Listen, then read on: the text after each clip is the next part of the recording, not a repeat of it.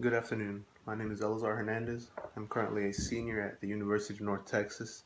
I will be graduating in May, hopefully, with my bachelor's in business administration. Today we're going to be talking about the appropriate ways of communication. Let's get into it. Now, as we all know, there are plenty of ways to communicate.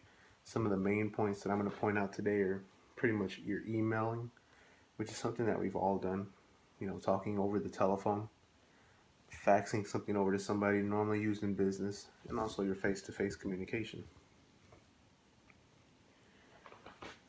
My main focus is going to be on emails. Now, emails, they're an appropriate form of communication. Normally, we use them when we're trying to talk to like a mass amount of people. I'm talking about hundreds of people. I know as a student, we get emails all the time from the University of North Texas, and they're just general emails that go out to the entire student body.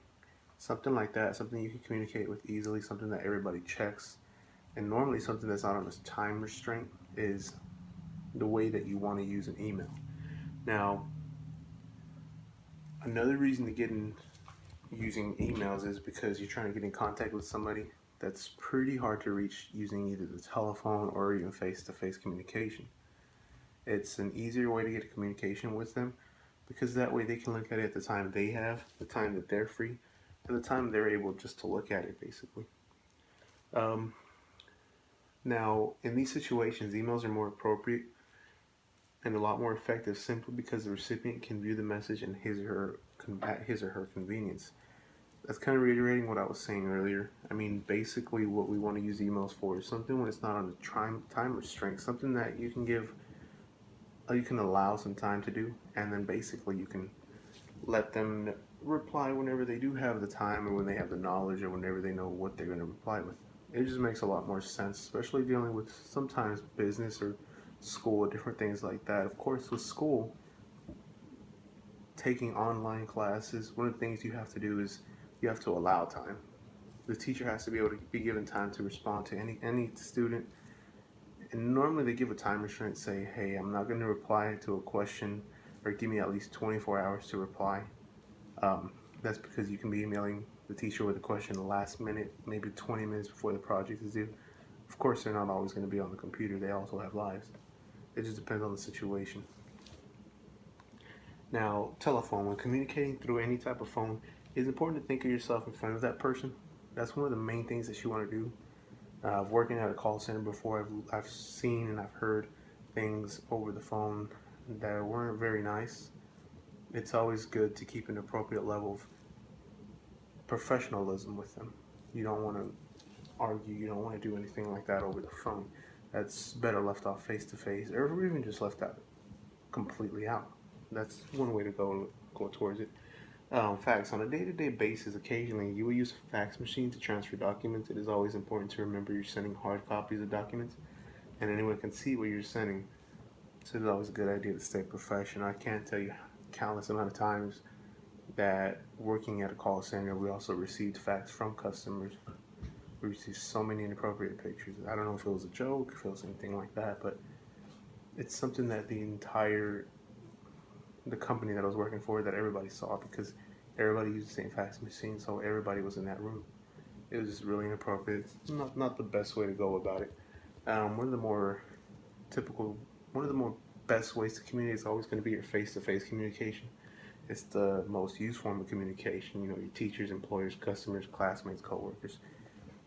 Just think about it. Your teachers, when they're giving you the lecture, it's face-to-face communication. They're communicating what they want you to know, and they're looking at you while you're doing it. The same thing with your coworkers. Whenever you go to work, you interact with your coworkers. You talk about what's going on. You talk about what you can do better. You talk about plans, ideas, groups, anything like that. You're communicating face to face, which is something that you want to do.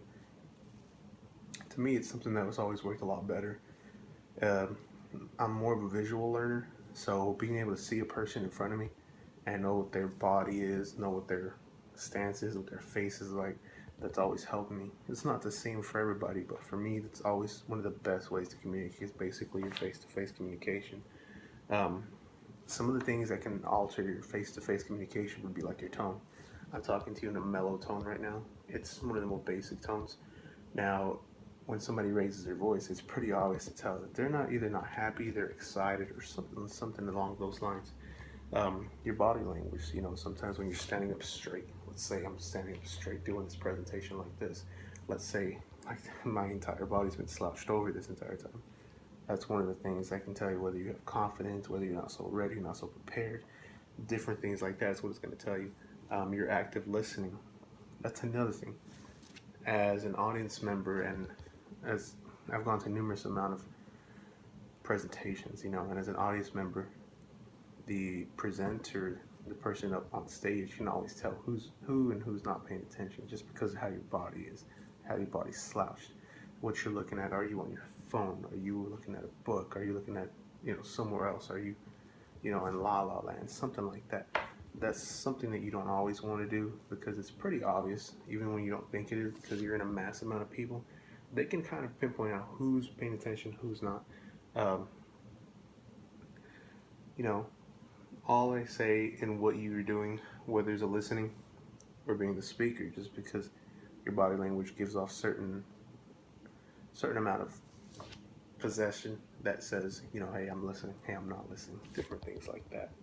All forms of communication have an appropriate way to be exercised, no matter what the form of communication. Think about it as you are directly in front of that person, not necessarily just replying the information via electronics. The same thing when you're emailing or you're sending a text message, where you're, Skyping, whether you're FaceTiming somebody. Just think about it. You're always going to be face to face with that person. Imagine yourself face to face with that person. Always use appropriate language. That's pretty obvious, especially in a business setting, a school setting. Just with things like giving out your email, you want to make sure it's not like Chunky Lover 53. You want to make sure it's like mine. It's just Eleazar Hernandez at yahoo.com. Something just basic, your name, something that can distinguish you without being too exotic. You always want to be respectful, just like you want somebody to respect you. You want to be able to respect somebody when given any kind of information, even if it's not always the best information. Communicate through the appropriate media. I can't tell you that. I couldn't stress that enough. I mean, sometimes when I've had occasions where I've had to fire a couple of people. You don't want to just email them that. That's something you want to go to them and say, hey, this is what's happening. This is what's going on. We're going to have to let you go. That's pretty much it for the company with you.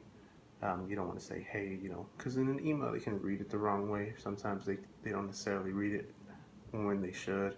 Sometimes they don't even open their emails. That's just one of the things to think about. Do not talk when listening is more important. If somebody's trying to tell you something, you focus on that. Telling that person. Even if you're let's say you're the same thing, you're in a crowd, and there's, you're looking at a presentation. The presenter can pinpoint out who in the crowd is, talking to each other, because like smirking, giggling, different things like that. It doesn't seem very obvious when you have a whole lot of people, but they can point it out, trust me. Use appropriate humor when applicable. Of course, you want to keep inappropriate jokes out, different things like that. Exclude all other inappropriate forms of electronics when not in use, and that's one of the main things that we're moving towards now, especially with school or presentations, is as a presenter, you're communicating to a body, you're communicating to a group of people. You're up on stage, you're in front of a lot of people. You don't want your cell phone going off in the middle of your presentation. It just doesn't really seem professional. You want to make sure either you left it behind, whether you make sure it's on silent, complete silence. Make sure it's off. One of the best professors I've ever had made us turn in our phone before a test. He said, if you're focused on your phone, you're not focusing on the test. He's like, turn your cell phones in. And he goes back to us at the end of class, but he said, hey, and it really helped. That was one of the main things that pretty much helped me with so much. But I'm Eleazar Hernandez. If you guys have any questions, just let me know.